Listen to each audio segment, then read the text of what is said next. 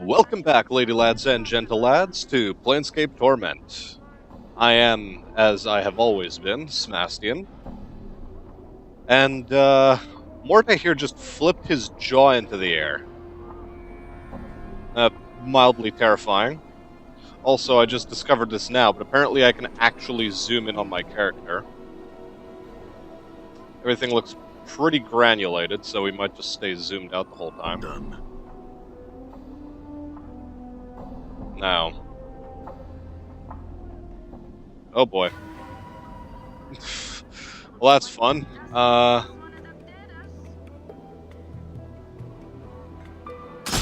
wants to get into a fight. Fine. I just hovered over him, noticed he was a bandit or a thief of some kind, and, well, that was easy, I guess.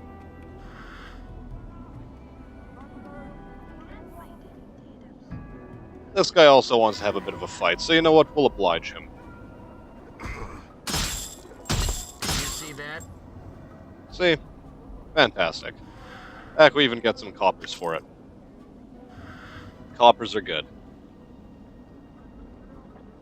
And for some reason we decided to talk to the Harlot that was being harangued by these guys. Maybe she was, she's willing to give us some money for helping her out? I don't know.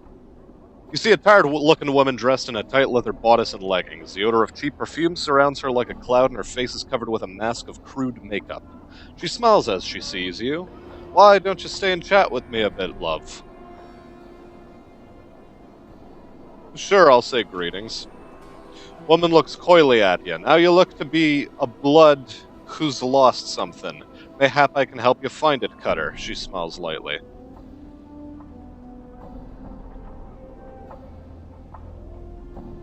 You know, I have a weird feeling that this is going to take me nowhere, but, you know, let's just humor her. What good fortune. We probably lost what we're looking for back at your Kipness. Morte's, he knows what's up. Not missing anything, but I do have some questions. You know, let's keep the fact that we're missing a journal still on the down low. Maybe Farod is a trustworthy guy, who knows. The woman frowns. I'm not a tout, she frowns, then rubs two fingers together, unless we've got some jink to pay for my time. Should probably be doing this in like some sort of slightly Cockney accent, but whatever. You know what? Never mind. We can always come back to her at some other time, maybe. Your loss. When you get tired of losing things and need to find some things, love, you come see me. I'll keep it in mind. Farewell. Chief, can you sport me some jink? It's been a long time, it has. I'm not going to even ask how he intends to accomplish this. The one breaks in. It's twice the cost for the Mimir, or any other degenerate. Mimir? Mimir's a talking encyclopedia. That's me, Chief. Ah, okay, so, a bit of Norse mythology thrown in. Cool.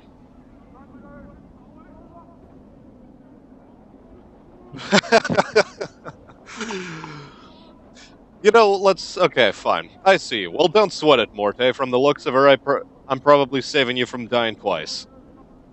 May a pox shrivel your innards. You have the stink and fashion sense of a goat herd, and you're twice as ugly. Good. Good taunts, all right. Morte stares, hypnotized, as the harlot lets loose a stream of obscenities. At the end of the verbal avalanche, Morte is silent for a moment, then turns back to you. Wow, Chief, got a few more taunts for the old arsenal. He turns back to the harlot, who is catching her breath. I'm also in love. Doesn't take a lot for this guy, now does it?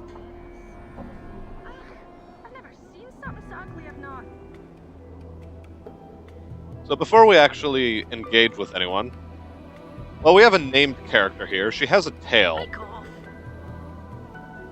She's telling me to pike off. Got it. Ah, yes. I'm gonna be turning down the music volume. It is a bit loud. Although it's nice. It does, drown out the voice of people. You see a striking red-haired girl dressed in leather armor. Her right arm is covered with a series of interlocking plates that look as if they were taken from the skin of some creature, and a horned shoulder piece protects her left arm.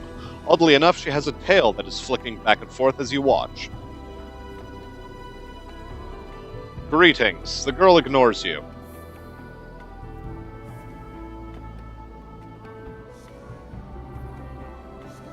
You know, let's just go strong, right from the start. I'm looking for a guy named Farod. You know where I can find him? I might. I might say more if you sweeten the question, aye? She clicks her tongue and rubs two fingers together. Jink, jink, aye?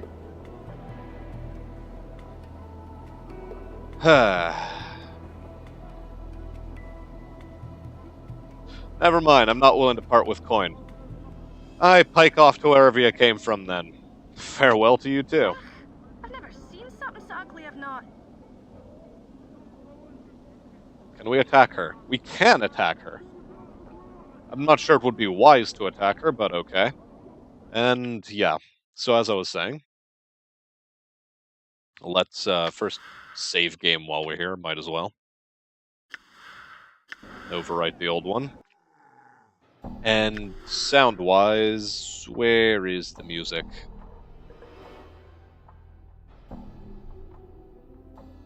Hopefully that's enough. Good. I think we'll work with this. We're talking to a filthy-looking corpse named Post. This one's in sad shape. Its shoulders are slumped, and one of its legs is broken, causing it to lean to one side. Stains covered from head to toe. Judging from the smell and the texture, the stains run from rotten fruit to mud and bird droppings. Lovely. To add to the indignity, graffiti has been carved into its body, and several notices have been nailed to its chest, back, and head. Well, it's a zombie. Clear as day, so I'm not gonna go for this one. Let's examine the corpse first. Despite the many stitches, the corpse's rotting skin is peeling in several places, revealing long stretches of muscle and bone. You'd guess that this zombie is frequently used as target practice. The fruit and mud stains aside, some of the tears in the skin still have rocks and bits of glass lodged in them. One wicked-looking cobblestone is still embedded in the side of its head. Let's pry out the cobblestone. You grab a hold of the cobblestone and pull it out of the corpse's head. Traces of brain matter and rotting flesh slowly drip from it. It looks like whatever was in its head turned to ooze long ago. Now let's examine the other notices. A number of the leaflets have been ruined by rain, but some of them are still legible. One tacked to its back is from something called the Office of Vermin and Disease Control.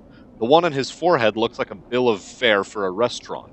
One on his chest looks like an official notice, and another appears to be some sort of want ad.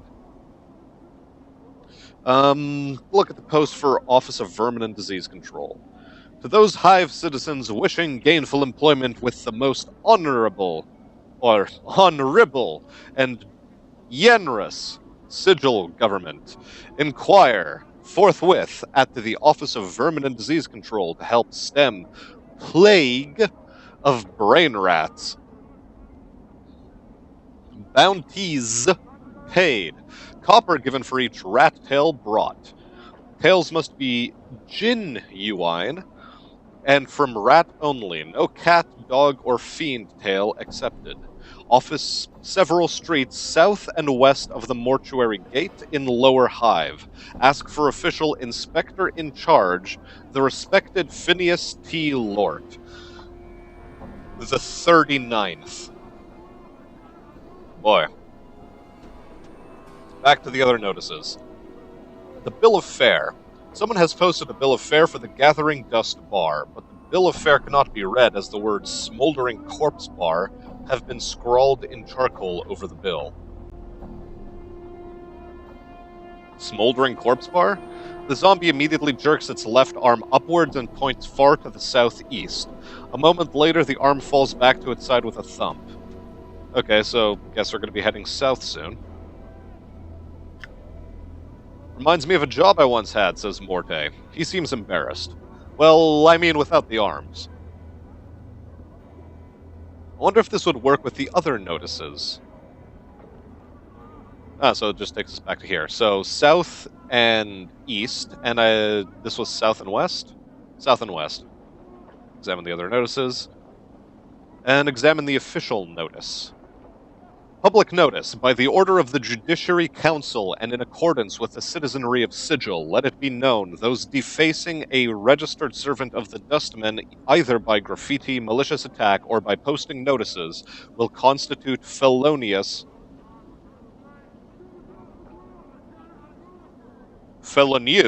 assault, and the perpetrator will be answerable for the vandalism of said servant, by order of the Hall of Speakers.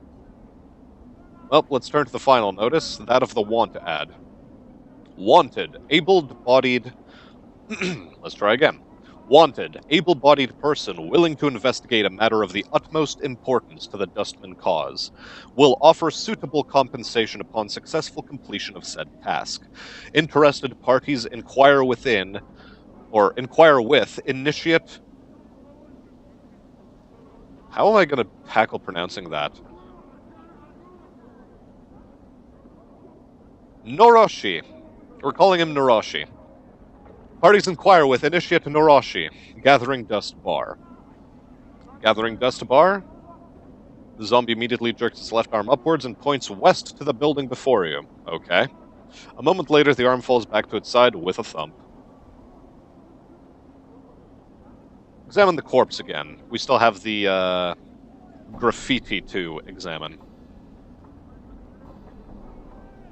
The graffiti runs from obscenities about the Dustman to slogans glorifying what appear to be local gangs. One piece of graffiti catches your eye. Someone has carved the name Farod on the corpse's left arm, then slashed an X across it. Farod? My journal. The zombie immediately jerks its left arm upwards and points far to the west and downwards. A moment later, the arm falls back to its side with a thump. Okay, so he's going to be even further west than this place. Cool. Looks like my skills have increased. Skills have increased? Well, let's go check them out. Nothing here yet. But you, Morte, do have something going for you. Saving throws have improved, fighting skills improved, 9 hit points gained, 2 hit points gained from con bonus. Okay. Sure, we accept. Are we able to affect his stats in any way? It doesn't seem so. Morte is apparently aligned chaotic good. Okay, that's interesting. I was thinking that Morte may be like some weird clandestine spy sent out for me, but unless the game is just outright lying to us, the chaotic good does sort of throw a wrench into things. But it's not entirely out of the question that we are some sort of chaotic evil that just forgot he was a chaotic evil and... Well, okay, enough theory crafting. Let's just move on with the story. So far, so good. Done. Well, just quickly checking. Yep, gathering dust bar. Let's give it a look. Chief, what are we doing in here? Let's say we just give this place the laugh, all right? Morte doesn't seem to be all that interested in being here, but we want to speak to Noroshi, or Noroshi. You see a spindle-thin dustman in dirty black robes. His stiff black hair springs forth from his skull like a crown of spikes, and his leper-white skin is drawn sharply across his skull. He is frowning into his drink and mumbling to himself, "Greetings." The dustman looks up, blinks once, then looks you up and down, studying you. As he studies you, he takes one of his spiked locks and points at himself with it. Noroshi, Initiate, Dustman, Guard. I'm here about the posting outside. Dustman looks you up and down. Many troubles have I. Help can you? Or help can you? A mausoleum awakes, the dead walk, the dead disturbed, the dustman disturbed. Find out what disturbs the undead, and copper coins will I pay. Very well, where is this mausoleum? Mausoleum by Dustman Memorial. Go north and west from Black Monument. Go to arch and a semicircle over your heart. With this finger this make. He wiggles the index finger on his right hand. To the mausoleum, go you will. North and west. Arch and a semicircle over your heart with this finger this make. I'll look into it then. Farewell. Apparently it's some sort of secret sign.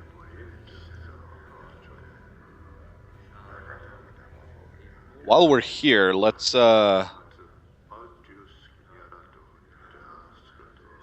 to all the other dustmen around. At least the named ones. As you approach, Sarah the Skeptic, the elderly woman turns and stares at you. La, look who's come a-callin' on Sarah today. Death's dearest son. She looks you up and down, then shakes her head in disbelief. By every power in its mother, boy, what crypt did you crawl out of? I didn't crawl out of any crypt, I say, lying. She frowns, her face wrinkling like crumpled parchment. Right, then. What coffin did you crawl out of, she mumbles. One of those shoddy splint coffins at Hammerses, most like? Gives corpses splinters, I hear. She sniffs. That boy's not been worth a clipped copper since his father died.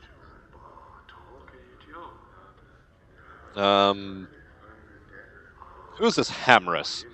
He's a coffin breaker, coffin maker, in the lower ward. Inherited the shop when his father died, much to the shame of every corpse needing a coffin. Crypt or tombstone in sigil. What happened to his father? Those ears just for show, boy? He died. She stumbles. His son talked him to death, most likely. That boy's tongue doesn't stop rattling. I'm surprised he doesn't shake his head loose from his shoulders. Okay, I'm not going to chide her for that. Can I ask you some questions? Questions A. Well, you can ask. Sarah looks at you with a steely eye, then smiles. Crypt crawler.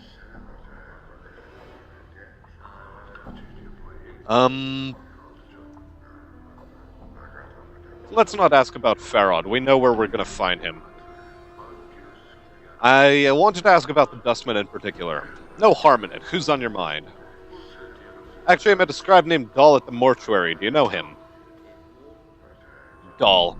He was my instructor in the philosophical arts during my early training at the Mortuary, and a crusty fool to boot. He's ill, so many ears tell me. I bet he'll even bore death with his presence. Well, let's ask some more.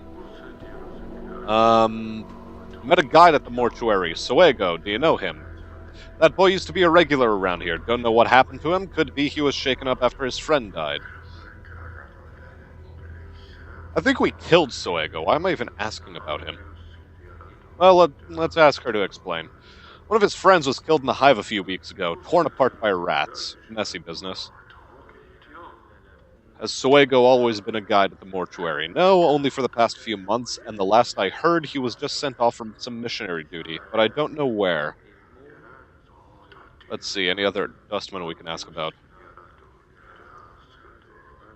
Do you know about Aveen?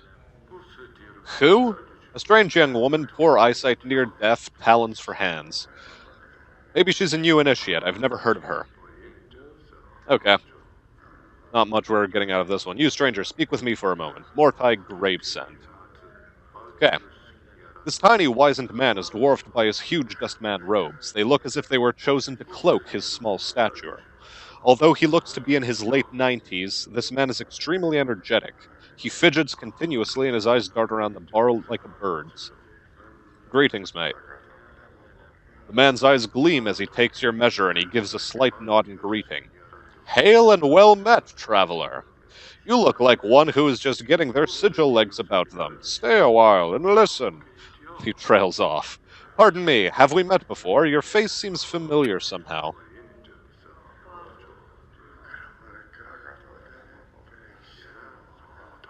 No, at least I don't recall you. Maybe I was mistaken. He shakes his head. Well, no matter, no matter. How is it that Mortai Gravesend may help you? Do you seek... The contract, perhaps. Contract? The contract. Why, it is but a simple transaction. From the depths of his huge robe, Mortai pulls forth a dusty parchment and a quill pen. I give you 50 commons. In return, after death, the Dustman faction may claim your remains. He smiles, then clucks his tongue. What use will you have for them at that point, anyway? I'm pretty sure I know exactly what the Dustmen do with the body.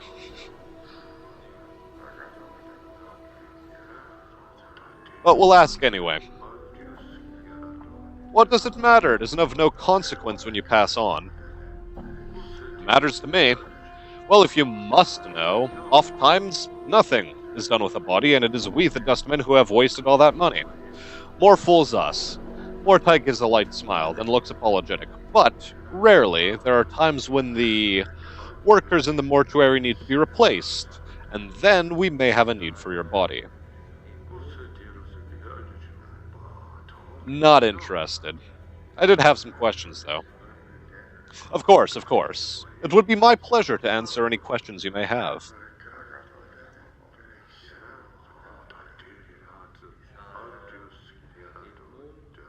Now,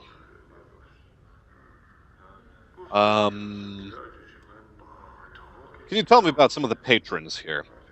Of course, which of the patrons did you wish to know about? Why not Seer? A troubled initiate, I heard she contracted a sickness not long ago, and it changed her. Now she seems bitter and angry, and she does not speak the Dustman beliefs with the conviction she once did. I fear that bitterness is a passion that could jeopardize her position within the faction. Are Dustmen not allowed to feel passions? Oh my, yes, Mortai frowns. Too much passion, too much emotion prevents one from reaching the true death. To be passionate runs contrary to the philosophy of Buddhism. And our faction. Cool. Well, we'll leave this guy alone. Mortai nods as you turn to leave. He has a strange expression on his face. Is there something wrong? Forgive me, I must ask again. Are you sure we haven't met before?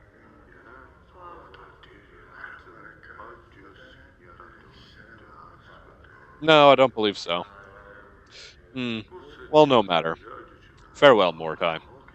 Yes, farewell, farewell. Something about that one, he mutters to himself. All right. Bunch of zombie workers. Emmerich! Yes, there was a mention of an Emmerich. You look lost, sir. You see a heavy-set man with dark skin and grim features. He is dressed in Dustman robes and is regarding you with a stony gaze. Greetings, mate. You have the look of one lost. Did the wind send you, or are you here with purpose? Man's voice is like stone settling. Who are you? I am Emmerich, factotum and initiate of the Fourth Circle. Is this your bar? If you measure ownership in copper, this is not my establishment. If you measure ownership in spirit, it is mine. He pauses as if trying to emphasize a point. The Dustmen here are my students. They are under my protection. Well, then, can I ask you some questions? Is this your bar? Can you tell me about the Dustman faction? We seek the true death, some call it oblivion, but this is incorrect. Freedom from chains of a false life. False life? This life that many cling to with their emotions is a false existence. As long as one clings to it, they will continually be reborn into it. One must divest themselves of emotion to escape this cycle. I see. Can you tell me how your faction is organized? 5 circles. We are organized into 5 circles. The 5th circle is made up of the lowest rank of Dustmen, initiates. The 1st circle is comprised of the highest ranking Dustmen, the ruling body of our faction. More questions. Do I want to join the Dustman faction? Well, we can ask that later. Can you tell me about the dead contracts? Nah, we've already been over this line before. Let's not talk about the Journal or Farod yet. I would like to join the faction. If you desire to join, I will hear your request.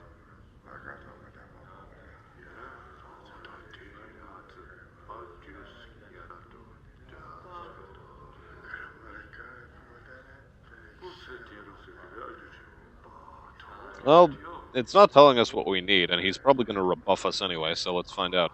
If you decide to join the faction, then passion rules your mind. Passion's path is not a Dustman's path.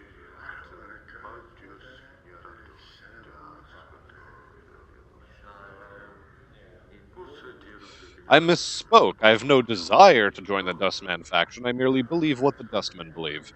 Very well. Do you know our philosophy? Yes. Recite it. The goal of all Dustmen is to reach the true death, oblivion. This life that many cling to with their emotions and passions is a false one. As long as one clings to it, one will continuously be reborn into it. One must divest themselves of emotion to escape this cycle. Do you believe it?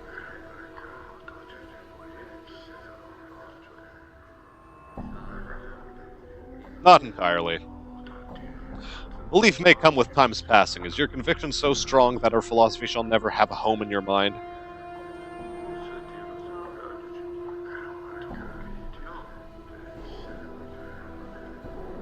Do we want to join with a faction yet?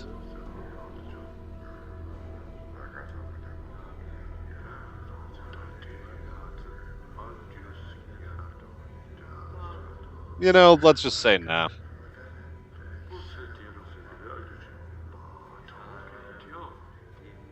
Emmerich waits for more questions. Unfortunately, we don't much have more questions for him. We just have one more guy to talk to. Old Copperise here.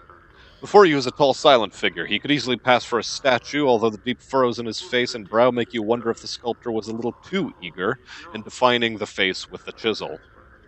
He looks well over 50, but exactly how much over 50 is hard to tell. As he slowly turns to look at you, you catch the dull sheen of copper in his eyes. Very good. He stares back at you. His eyes are difficult to make out past the black well of his eye sockets, but they look to have a coppery sheen about them. I have some questions. He says nothing. Okay, fine. Well, no matter. I suppose we found out all we'd really need to find out from in there. I'm gone.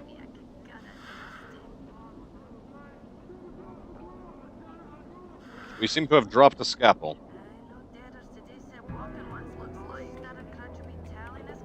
Bunch of harlots, hive dwellers, and so on.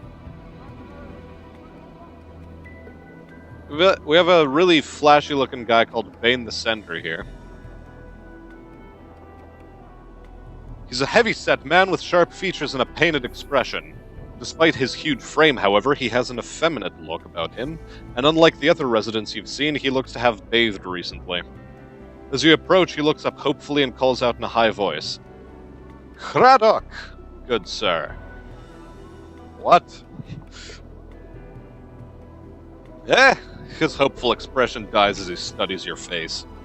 1,000 apologies, good sir, if I have given offense. He gives a slight bow. I am called Bane the Sender, third child of Day Bane, or Die Bane the Sender.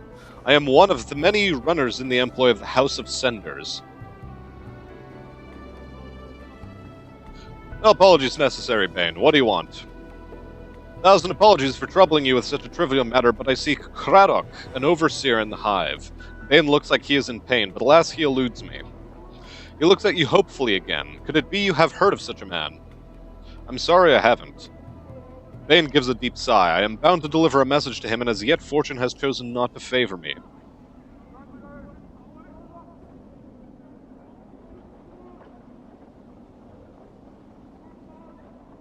Might be able to find him and deliver your message.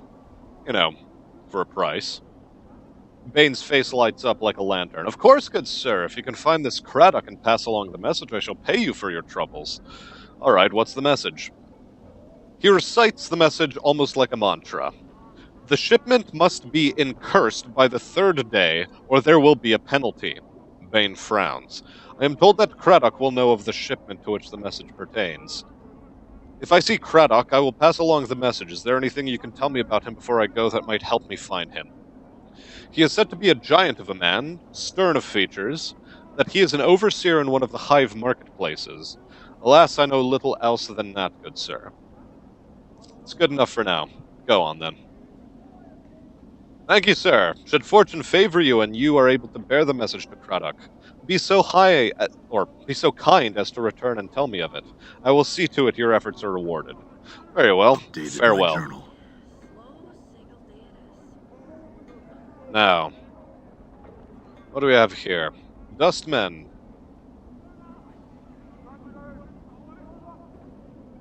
This obsidian monument has names chiseled on it.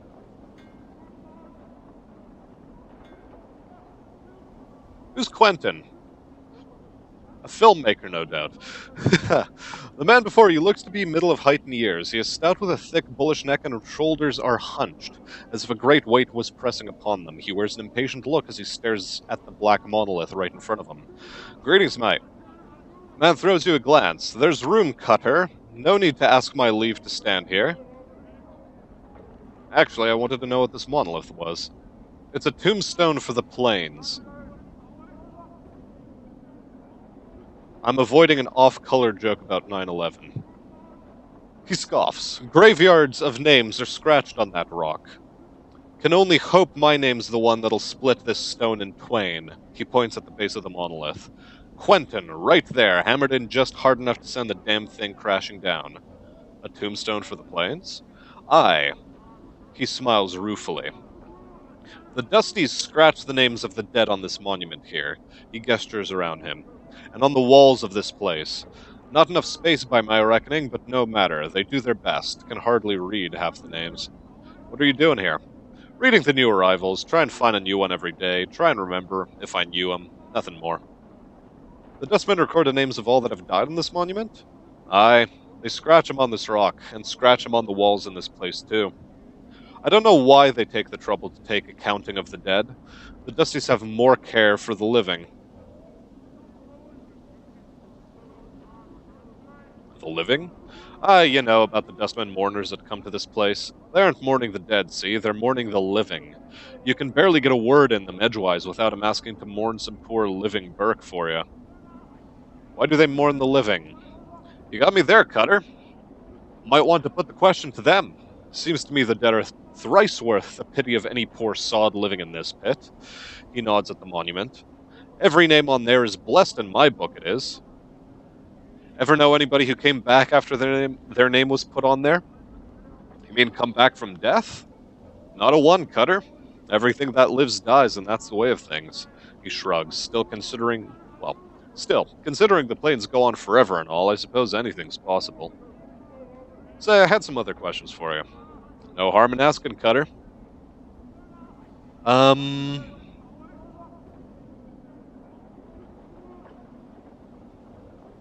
Yep, never mind. He doesn't have anything more to tell us.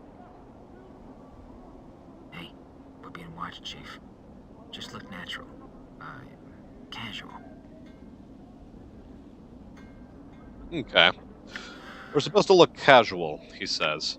Well, in that case, let's, do something about looking casual. Let's give this boy a bunch of stuff. Like the fist irons. And that. And this stuff we'll put away for now and just walk around with our fists out only. Maybe that'll look more casual. No matter. Let's talk to this woman named Cephty. Her face looks broken and is covered in scars. They look like bite marks and fingernail cuts. She is cradling the shreds of several rags in her hands and is staring emptily at the wall of the monument, at the names there. Greetings, milady. Get you back, the woman's teeth peeled back, displaying a row of black canines. What you want of Cephty? What's the matter? What wrong? These cows... Chaos men wrecked my cart, attacked me and killed 3 of my sisters who tried to stop them. Not sisters anymore. Now there's nothing but names on this memorial wall. Chaos men? Chaos men, a faction, they says. What they are is an adult bunch that runs wild through the hive and does whatever's they please. We never did no harm to them. Then they lope in like dogs and tear apart anything within their reach. Who are these chaos men who attacked you? They're a hiver gang, a bunch of addled sods that call themselves the Starved Dogs Barking, or some such barmy nonsense.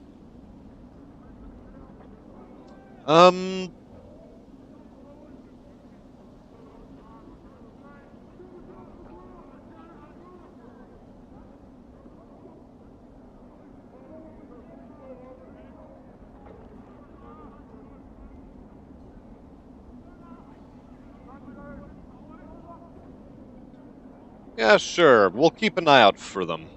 Or,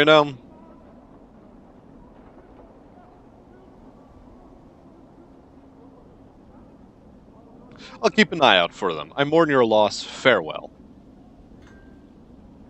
Death of names. You see a Dustman with a crooked smile, frozen on his face. Despite the smile, his eyes are as dull as stones. His right arm is shorter than the left, and he keeps it tucked to his side as if cradling a small child. The Dustman's eyes slide over you. Name! The way he speaks the word, it sounds like the tolling of a bell. I don't know. No name? No name? Can't help you. The Dustman speaks in a curious sing-song voice. Like Mad Hatter style? What are we going for here? Need to give a name if you want to see where it's died. What? Updated my journal. Given a name when you're born, give it back when you need it no more. Death of names, death of names. His eyes swim across the monolith, then the walls of the area. Buried many names here, death of names has. Tell me a name, I'll show it its grave. Deonara. His eyes roll to the back of his head, then pop back. With a wild gleam, his eyes run across the walls of the monument. Scanning the names at inhuman speed, he then points at a section of the wall. Buried! Examine the spot he's pointing at. Chiseled into the black stone and tiny cramped writing is the name you requested. It is almost lost beneath the sea of names around it. I had another name I was... Adon. He shakes his head. Not dead yet, that name is. Not buried here. Not time, not time. Let me try another. Doll. Not dead yet, that name is. Not buried here. Not time, not time. Okay.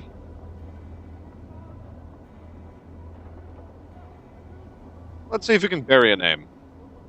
He nods, unfolds his small hand from where it is cradled on his side. It looks atrophied. It is the size of a child's hand. Costs jink to bury a name. 3 coppers. 3.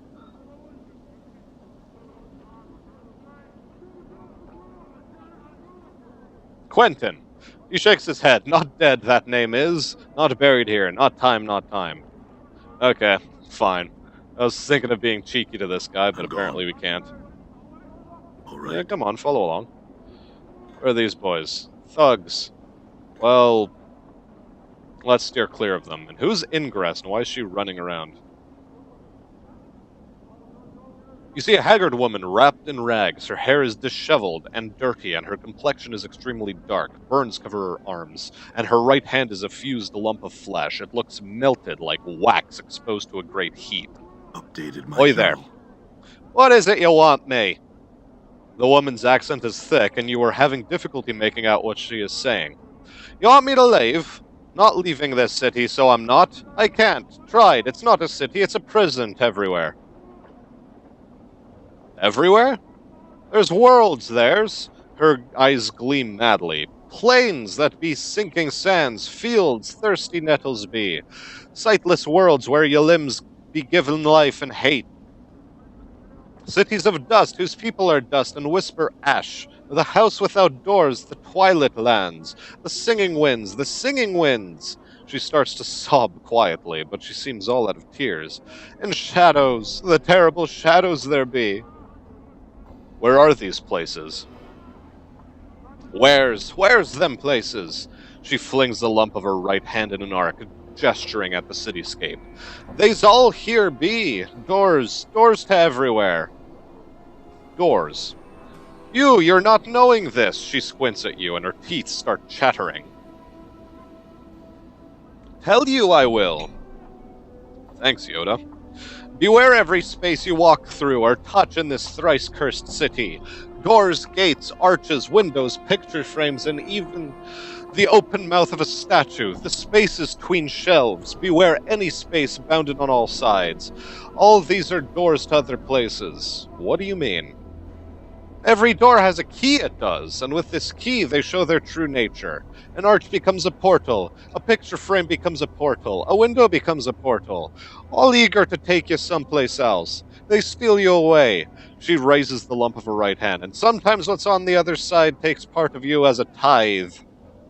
What are these keys? I'm assuming it's like that symbol that Dusty Boy told us about.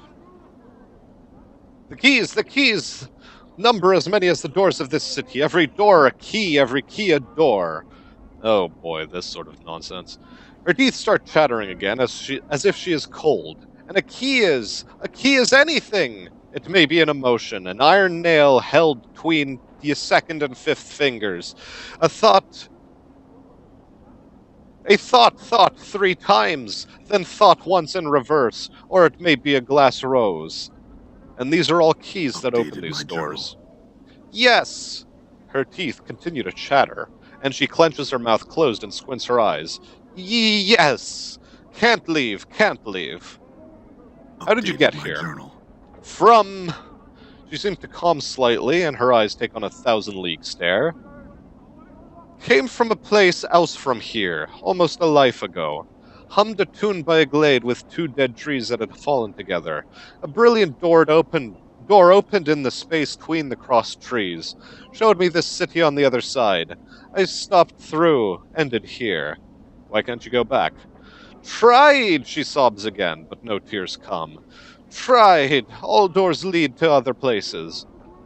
She shudders and grips her melted right hand. Went through thrice 10 portals, some a purpose, some a accident. None of them right.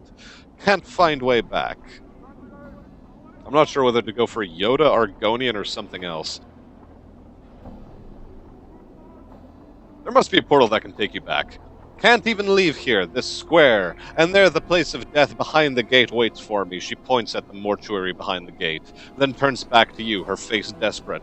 Can't go anywhere in this city. What do you mean? Anything. Could be a door, an arch there. Any door here. Could be a portal, don't know the key. Could get us sent to another horrible place. Her teeth start chattering again. Got to stay away from the closed spaces. All could be doors. Could have a key on me, and I'd not be knowing it. You're afraid to go through any door or arch because it might be a portal. She nods, her teeth chattering. How long have you been afraid of this? Since the last time I walked through the last portal and the place where my hand... Since my 10th turning. I'm in me 4th, 10th turning. That, now. Cool. That's a sentence. Her teeth begin chattering again. 30 years. You haven't walked through any door for 30 years. Her vision seems to clear slightly. She looks up at you, her teeth still chattering.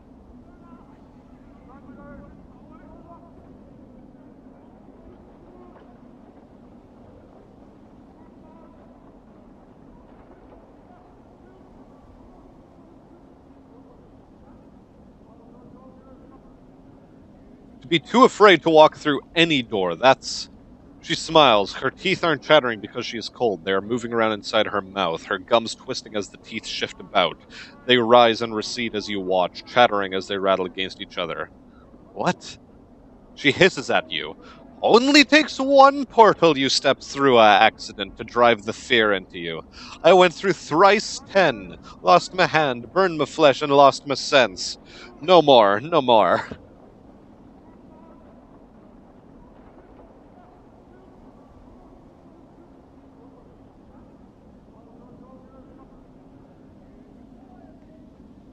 Well,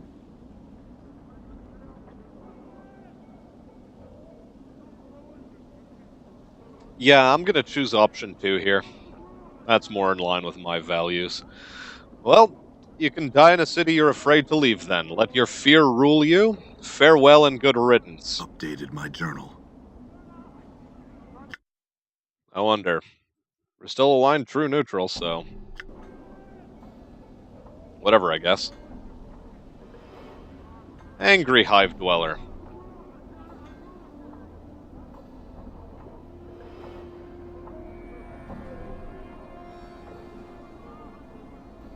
Let's catch his attention. Hold a moment. Man ignores you, begins to walk faster. Whatever. We'll leave him alone. Seem to also have caught the edge of the city here. Whoa.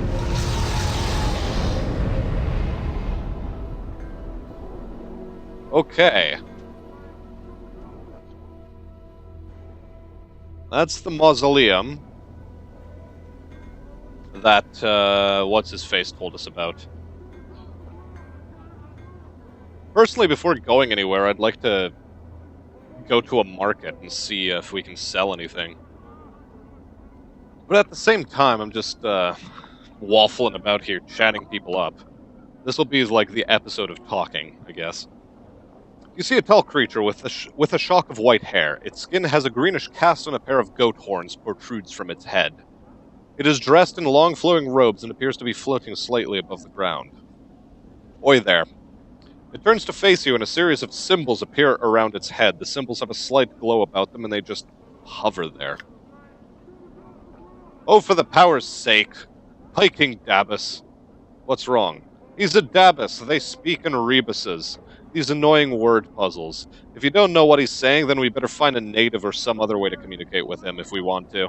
An annoying bunch. My bet, they can speak, they just would rather piss everyone else off by trying to puzzle out what they're saying. What's a Dabus? Probably some millennial meme. Chant is, they're janitors for the Lady of Pain. They float around breaking, fixing, and patching up sigil according to her whims.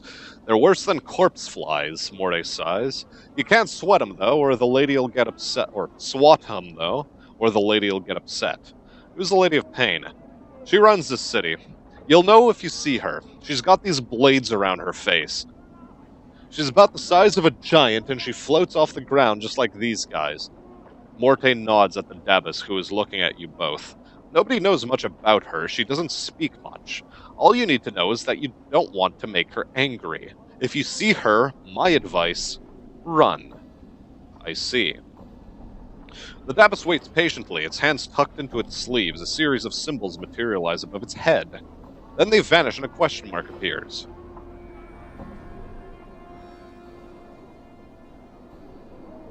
Morte, can you translate what he's saying for me? I'd sooner be straying through a Tanarese bowels than unravel what these floating goat heads are trying to say. You want a translator? Find a sigil native. I see. Well, see ya, mate. Bows slightly, symbols swirl around his head, and it turns away to leave. Just hit me with a hammer. Where does this go?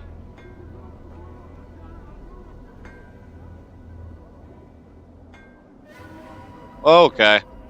I see what's up. Fine. First things first, let's get that...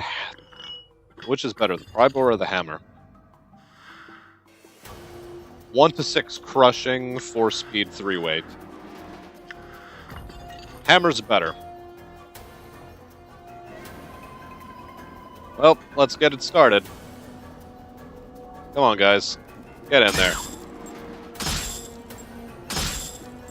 Done.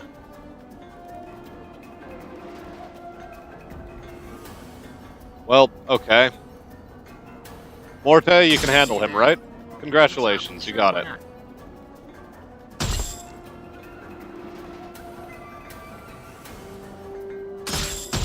Come on.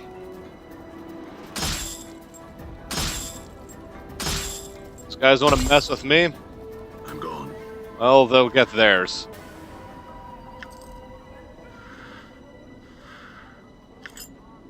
Bronze ring. Okay then, you come back here. You're not allowed to leave. Damn. Nice miss. Did you see that? Cool. Another bronze ring. Fantastic. Let's quickly go through the inventory screen and just dump some more stuff onto Morte.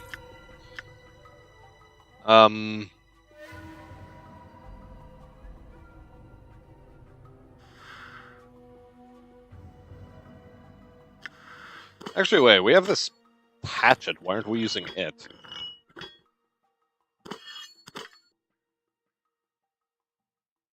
Well, no matter. We're still trying to look casual for the time being. In a sort of manner of speaking, I guess. Who's this lady? Elderly hive dweller. Okay, so we just talked to an old lady who, was really angry about us asking questions. Who's this? Shalandra. Yo. Blast, I almost had it that time, Shalandra says.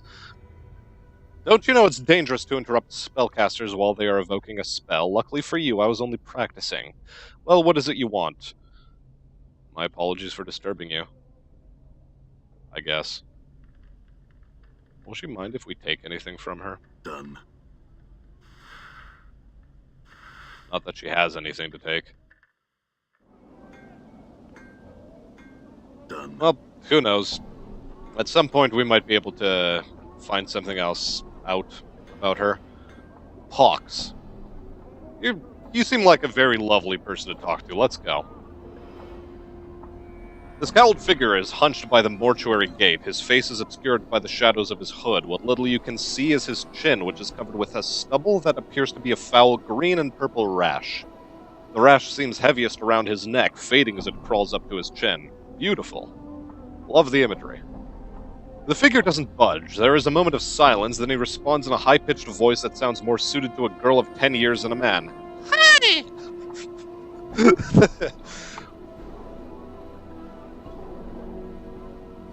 Kawaii waifu desu. Who are you? Pox am I? Hi! Pox. What are you doing? Wait for debtors, do I? Hi! I'm trying.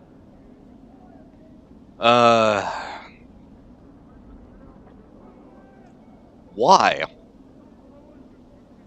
Find a debtor, take him through gate. Get some chink. Then again I wait. Hi!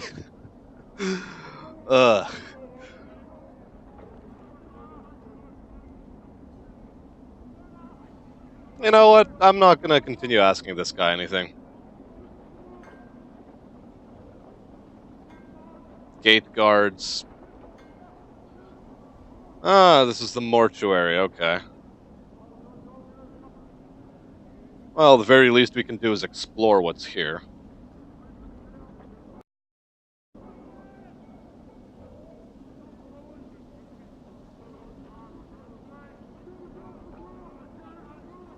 Not a whole lot to do here, okay, fine. This door has been sealed. Well, I'm not interested in going back in yet. And what is this? A huge penis monument. There is no name or plaque identifying what it is honoring. You know, when I was first passing by it, I didn't really notice that it looked that gnarly. Jesus.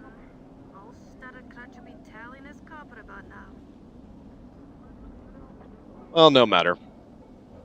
Let's try to find ourselves... Well, not a Dabus. What is this?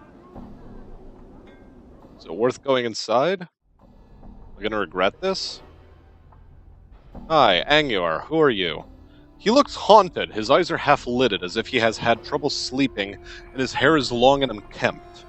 His beard is flecked with bits of dead skin and old bits of food. He doesn't seem to notice you as you approach. Greetings. The man glances up at the sound of your voice, and his slack expression vanishes. It looks like someone has lit two fires in his eyes. What be your business barging into my house? His eyes narrow and his teeth clench. Get, or I'll send you back to wherever you crawled out from.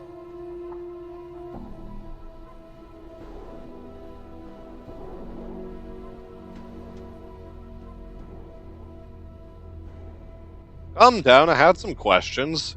He turns blood red. Are you daft? You filthy scar-ridden dog. Off with you, or even the powers won't be able to save your hide. Okay, see you then. Man throws a parting shot at your back. You'd best never cross me door again, you wretched stinking bastard. Whatever. I'm not in the mood. I'm gone. I just want to find a place to sell my wares. Like a marketplace would be nice. Another harlot. More harlots. Oh look, thugs. Yep, no one's gonna miss you. Oh. Well, no one's gonna miss me if I forget to use a weapon.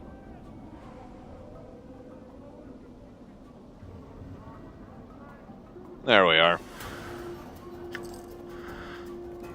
Just some easy coppers. Remember, they're starting it, not me. I'm gone.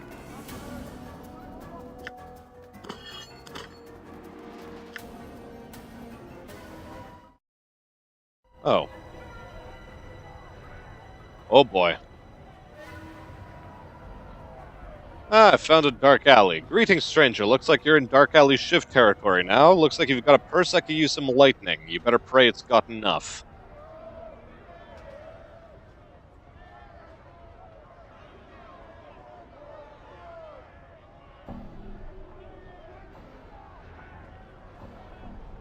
There's 5 of them. Let's try a bluff. He looks off into the shadows, makes a hand motion, and looks back at you. No, you didn't. You're gonna die. Fine.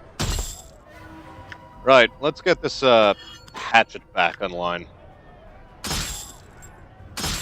Done. Well, so far we've just got to get rid of these guys one by one.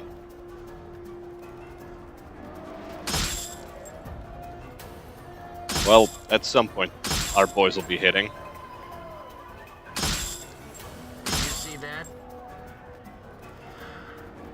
No problem.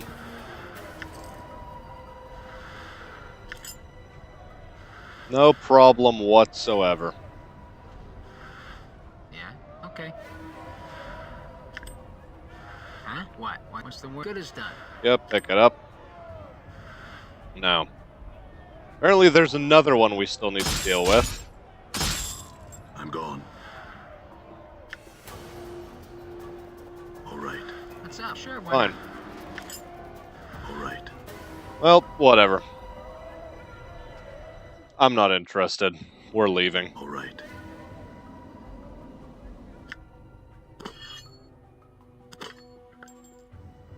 Now, how do I get to a marketplace? Ah, there's the southeastern portion. Alley of Dangerous Angles. Fang belongs there.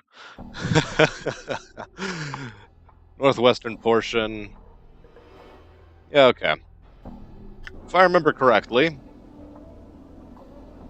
we should be trying to head south in order to get to Marketplace. Harlots all around. All right.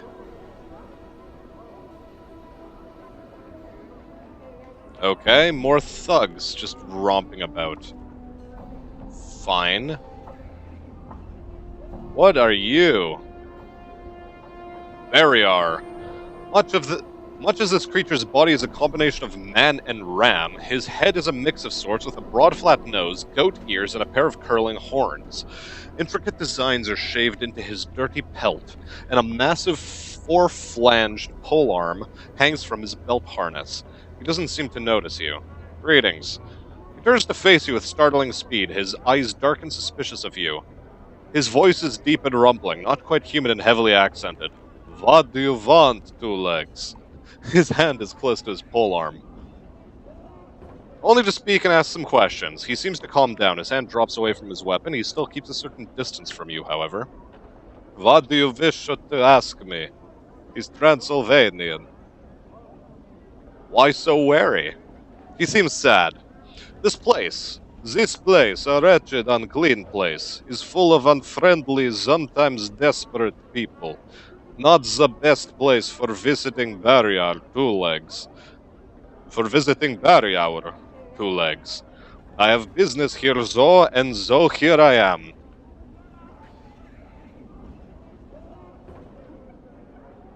What are you here for? Another time, two legs. If we ever meet in a happier place, I shall tell you all about it. You don't live here? Baryaur shakes his head, laughing. No, no, two legs. No Baryaur could live like this. Where are you from? From the plains of Isgard, two legs. From the plains of Isgard, two legs. They are my home. He smiles in fond recollection as if warmed by the memory. Another question. Tell me about this city. He is silent for a moment, as if waiting for something more from you. Ah, what about the city?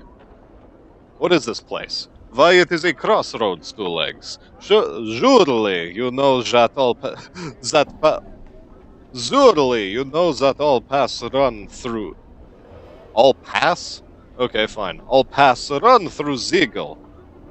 Or Zigil. Paths? You mean paths. Okay, so it's not just me.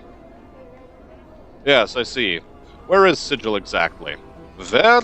He looks up thoughtfully, tugging at his goat beard. It is in the outlands, the center of the plains. But since you can reach it from just about anywhere, Sigil's in more places than just that. You see? Okay, but what is this place? Okay, fine. Let me ask you something else. Tell me about the slums around us. He looks at you curiously. What is it you wish to know about them exactly? I'm looking for work. He frowns. I doubt there's any honest work around here. The only thing in ample supply in the hive is trouble.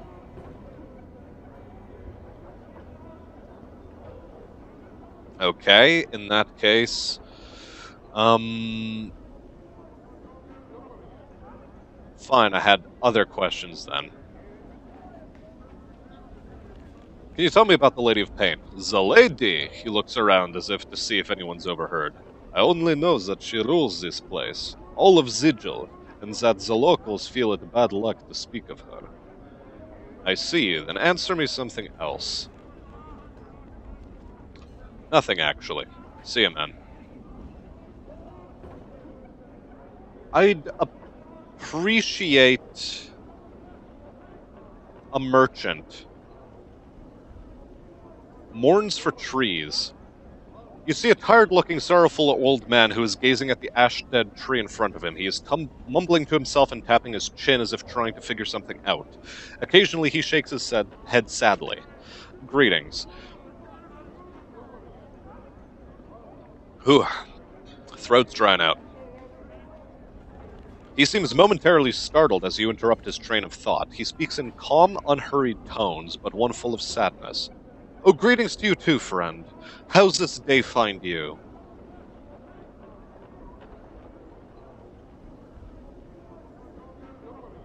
It finds me well. He smiles, but sorrow still lies in his eyes. That's good, friend. Hope your good fortune continues. He seems to turn back to the tree. And how's this day find you? He shrugs and slightly proffers a bit of a smile. Fortune finds me well, though I am saddened just the same. Why's that? He pats the tree beside him. It's the trees here in the hive. They're dying, friend, and no one cares. Seeing the look on your face, he holds his hand up, as if to silence you for a moment. It may not matter to some, but it's important to me. I feel it's a shame to see the last tatters of life and beauty in this ward, left uncared for, to die. Can you understand that, my friend?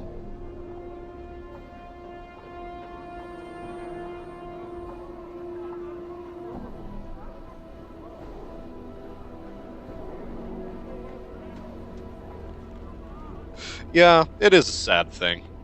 He seems surprised and blurts out, Really? Oh, I mean, wonderful. Perhaps you would... He pauses and then seems suddenly suspicious. He recomposes himself, speaking in his usual slow manner. In any case, that's good. I suppose you have some questions for me now. Not just yet. What is it you were going to ask? For the first time, the man seems genuinely happy. Beaming, he explains. It's difficult for anything to survive here. Just look around and you'll see what I mean, friend. I'm not sure if it's possible for the trees to thrive here, even if they somehow were to get enough light and clean water. Go on. He nods enthusiastically. But if enough people care, really want them to live, I just know they'll survive. They'll turn green again and flourish. You could be right. I am right. I'm certain of it. A sense of conviction surrounds him like an aura. He seems so unlike the man you first spoke to. That's all I'd ask of you, friend. Just care for them. Hope for their recovery. In time, should enough people want it, it will come to pass. Can you do that for me, friend? Sure. Excellent, my friend, excellent. I thank you. You've given me back my confidence, my purpose. Perhaps I can find others like you who will listen. Perhaps we'll make a difference. What about your companions, friend? Would you like them to... Would you speak to them on my behalf? Morte, what do you think? Yeah, Chief, sure. Whatever you say.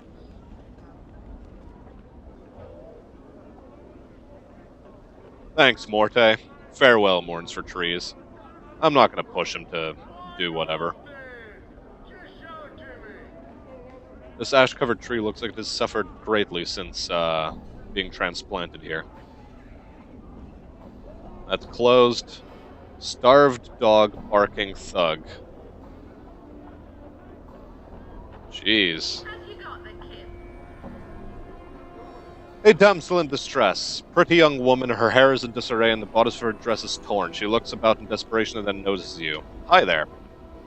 Runs up to you and grabs your arm. You notice the front of her dress is stained with blood. Help me, Cutter, please, they're killing my sister.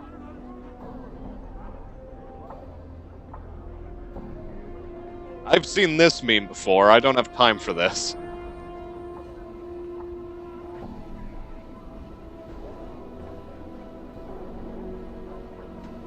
What the heck's a black Abishai?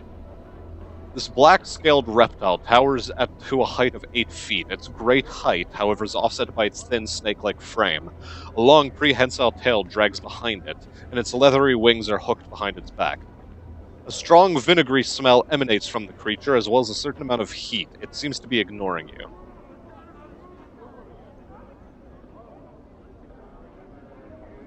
Whoa, Chief! Morte cuts in before you can speak to the creature. Bar that. You don't want to be rattling your bone box with any fiend on the street. Leave be. Fine. We'll take his word on it. Jeez, how many... Like... It's a warehouse. Can we go in? Can we sell things? I'm gone. Oh wait, no, this... Well, maybe we can speak to him amicably. Moving from box to box, Quatra, this man, seems to be totally immersed in counting boxes and scribbling results down on a piece of parchment. He looks annoyed as you interrupt him. What is it now? Can't you see I'm busy taking inventory? Go bother someone else. Didn't mean to interrupt. See ya. All right. Oh, fine. You guys want to fight? Let's go. Right. You know, let's just keep this armed at all times.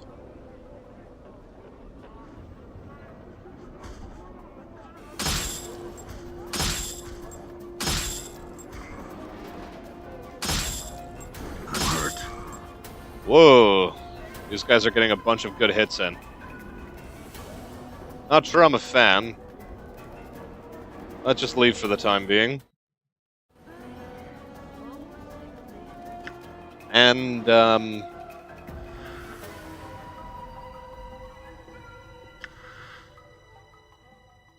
it heals us up a bit. Let's use some needle and thread.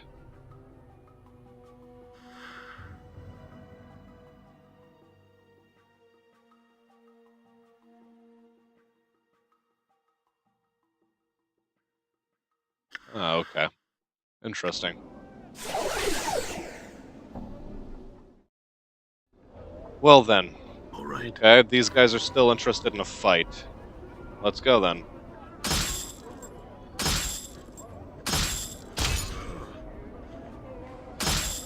Come on. Let's get these guys dealt with.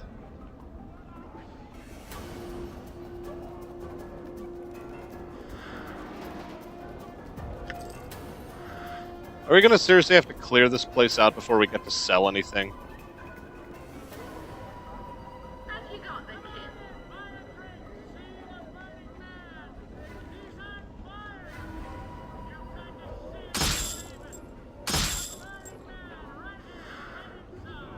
Cool.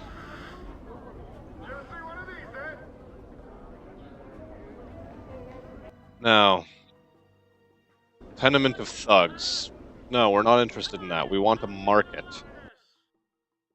Fells to 2 parlor. We'll pass on that for now as well.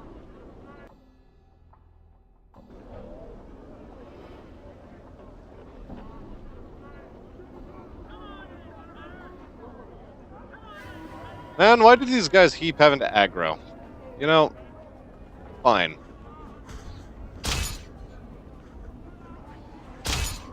I'm hurt. Damn it. Okay. Oh boy.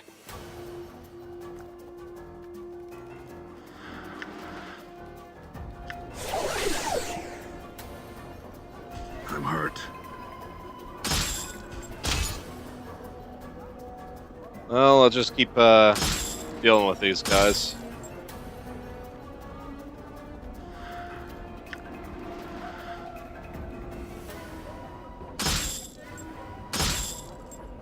The less of them we have to deal with in the long run, the better, I think.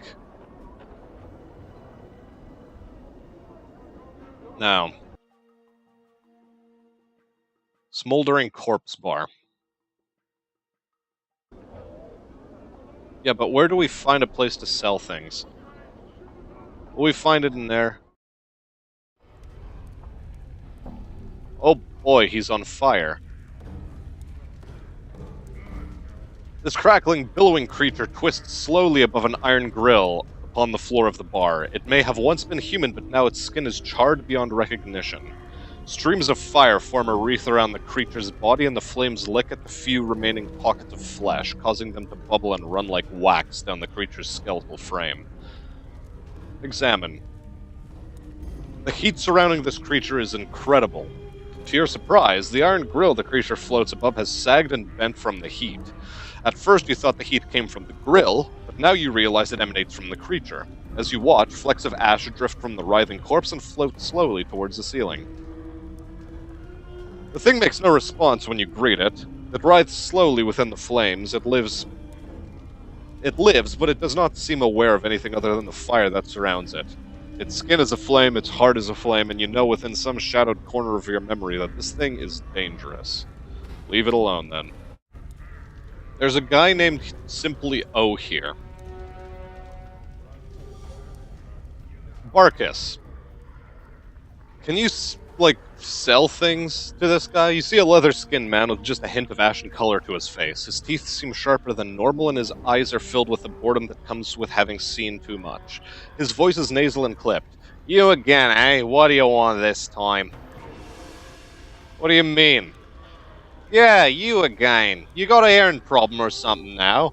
You was in here about 15 years ago, got all bubbed up, smashed up the place, and left a pile of coin that wasn't enough to pay for the damages. So you plucked out your own bleeding eyeball and tells me you'll be back to reclaim it when you got 200 coins together.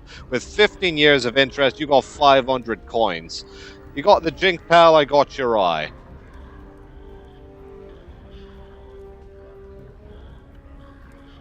$500? That's ridiculous. That's the price, take it or pike it. Forget it, answer some questions for me instead. Hurry it up, will ya? Got paying customers. I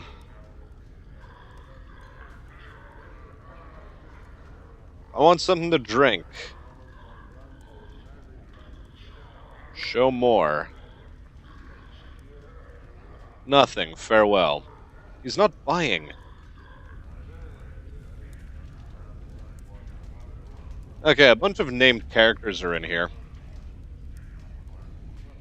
But I have still yet to find a place where I can sell my wares.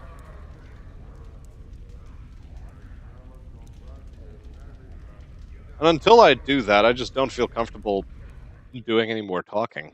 All right.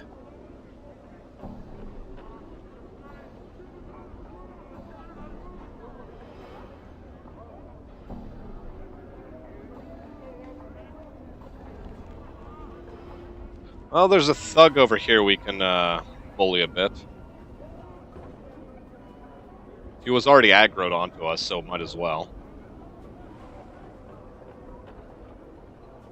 He nearly escaped our clutches there, but okay, he escaped our clutches. Where am I now? I'm gone.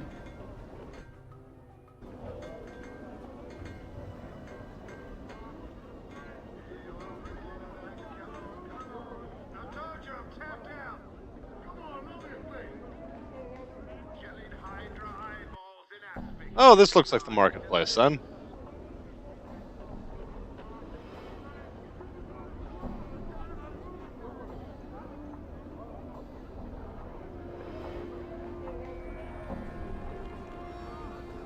Come on in, Basher.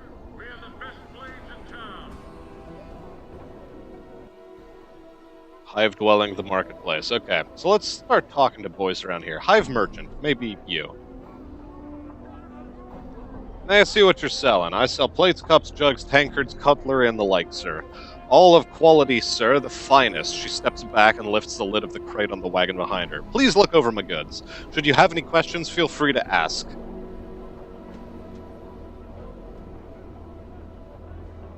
Examine contents. You peer into the crate, it is full of exactly what she said. They look to be of varying degrees of quality, but some of it appears to be quite nice. As you're looking them over, she presses up against you. See anything you like, sir? Her long, waving hair brushing against your shoulder smells faintly sweet, like vanilla. There's nothing I need here. Oh, sir, but wait, she puts her hand on your forearm. Her touch is light as a feather. Are you sure there's nothing you need? Surely something for your own home, or a gift? She bites her lip coyly, cocking her head slightly. Nope, just questions. She looks so sad you're nearly stricken with guilt. Slowly she lowers the lid of the crate. Sorry, sir, I have no time for questions. I must sell what I can before the day is done. For my family is large and hungry. I understand. See ya. Just Squirrel, can you sell anything? You see a spindly-looking merchant with a brush of gray and red stubble across his chin. He wears several layers of brightly colored robes, so much so that he looks like a flag with arms and legs. He's shaking slightly as you watch. Yo. I give Squirrel. He bows and spreads his trembling hands. As he does, you notice his hands and forearms are a twisted mass of black scar tissue, as if they were once badly burned. What are you selling? Give Squirrel buy cloth. Give Squirrel voice ticks like a clock, flat and measured. Give Squirrel sell cloth, washcloth, mend cloth, and he gestures at his layers of clothing with his shaking hands. Wear cloth. Can I see what you have? Ah, bandages. Okay. Okay. Well, we know who to return to for bandages. Now then. Profira maybe has something decent. This grim-looking woman spares you only a brief glance before returning to her rant on top of the stage. She has a powerful voice that carries across the marketplace, even cutting through the noise made by the merchants and the surrounding foot traffic. We can do nothing but leave her alone. Hey look, it's Craddock. You see a huge man watching the area with a tight-lipped frown and narrowed eyes. He is hunched slightly, as if wearing a heavy load on his shoulders. The unpleasant smell of sweat and dirt wafts from his clothes. Greetings. And glances down at you, and his frown deepens. Oi! What you sniffing around there for? You Craddock? My app. He studies your face as if trying to recall you. If I am, what be it to you? I come with a message from Bane the Sender. The message states the shipment must be incursed by the third day or there will be a penalty. By the hells, can they be such fools that think they can miracle it, eh? Alright then, your message has found its way to the right ears, for all the good it will do. What's the problem? Look around ya. Craddock nods at the laborers in the marketplace and scowls. These laggards and half-wits can barely keep up with the load as it stands, and now it needs doing in half the time. Do you need any help? I'll tell you what I need. All my men to show up for work. July's gone, missing since this morning. I need him back now. Where'd he go? That hive-bred goat is probably passed out on the street somewhere by the smoldering corpse when he should be here helping us. Worthless sod. I could go find him for you, for a price. Craddock is silent for a moment, then nods. Aye, you find July. You tell him to drag his worthless bob-ridden hide here, I'll pay you for your trouble. He frowns. When you found him. Now get. Alright. Updated my journal. Well, we know where the smoldering corpse is. Maybe Kosa Jai can buy some stuff from us. This toothless old crone reeks of fish and brine. Spying your approach, he gives you a wide pink smile. Fish, my child. Fish heads, mayhap.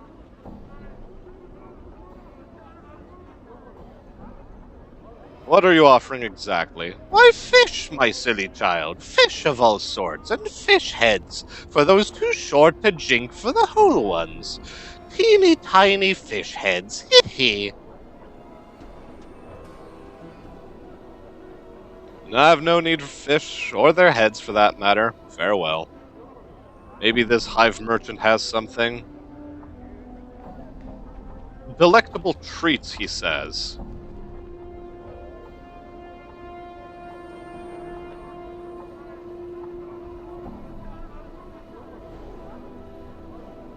Well, all he has is sweetmeats.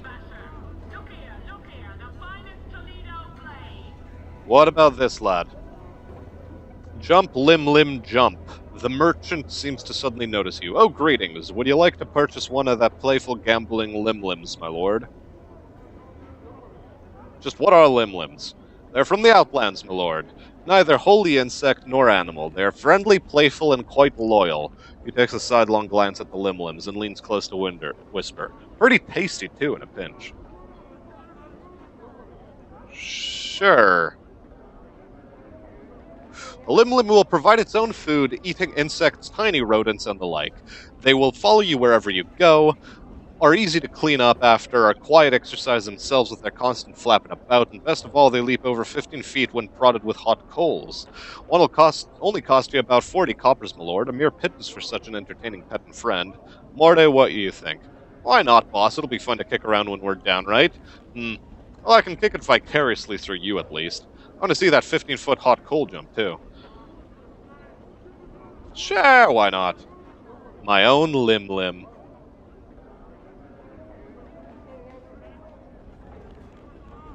Is one of them going to follow me? Or do I have to chat with one of them?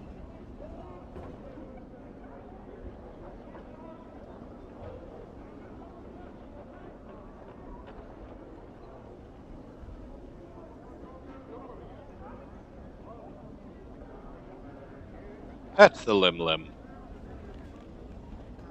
Pet the limb some more. Pet the limb some more. Pet the limb some more. Pet the limb some more. Okay, that's enough petting of the limb. Now, whereabouts is this limb that I just got? Ah. This is your pet limb. Talk to item.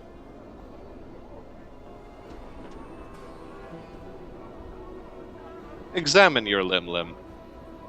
It appears to be both insect and animal in origin. Legs oversized, arms small, nearly vestigial. And brightly speckled half-shell runs down its back. It sports twin pairs of insect-like wings and has tiny black eyes and a mouth that always appears to be smiling gleefully.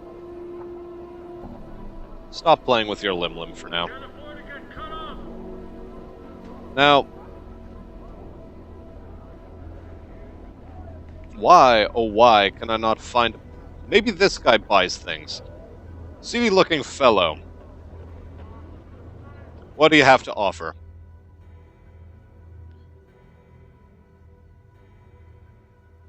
Hey, he buys copper earrings. Yay. Doesn't buy junk. Okay.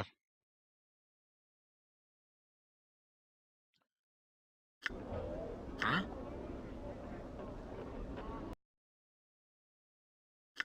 Ah, okay, that's how he said it. Good. Sell that, sell that, sell that. Keep selling the bronze stuff. Good. Yeah, is that about it? The charms I think I'll keep holding on to for now.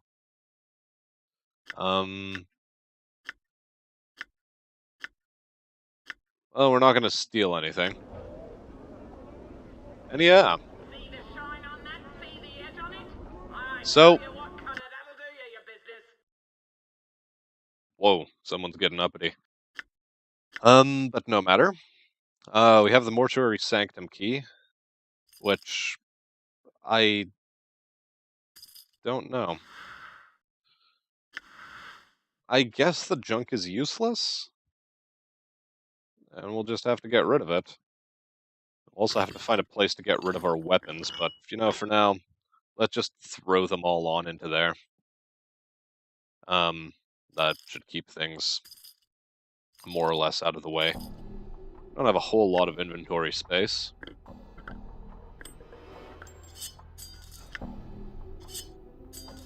But, for the time being, I think we could just pass a bunch of stuff off to Morte so that we don't have What's to up, Chief? keep swapping over to him.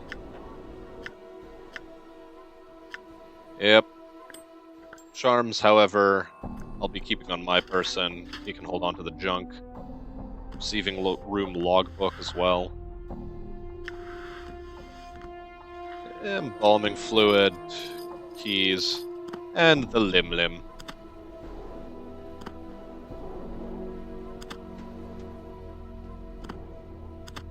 Okay, we can apparently put it in our hand. And now we have a sizable amount of 478 coppers. And with that, I think I'll bring a close to this episode. I mean, it took us this long to find a market. And we've just got a whole lot of reading ahead of us, really.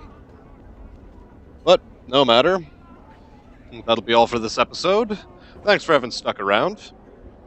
Do, by the way, feel free to check out any of our other stuff, like the Battletech Flashpoint series that I'm working on, the Great Patriotic War series that Fang is currently wrapping up, and the Stellaris run that all three of us lads, We're being watched, Chief. myself, Blorks, and Fang, Casual. we're working on that. Do feel free to check it out. It'll be showing up in the end screen right here. And without further ado, I have been Smastian, and I'll see you on the plains.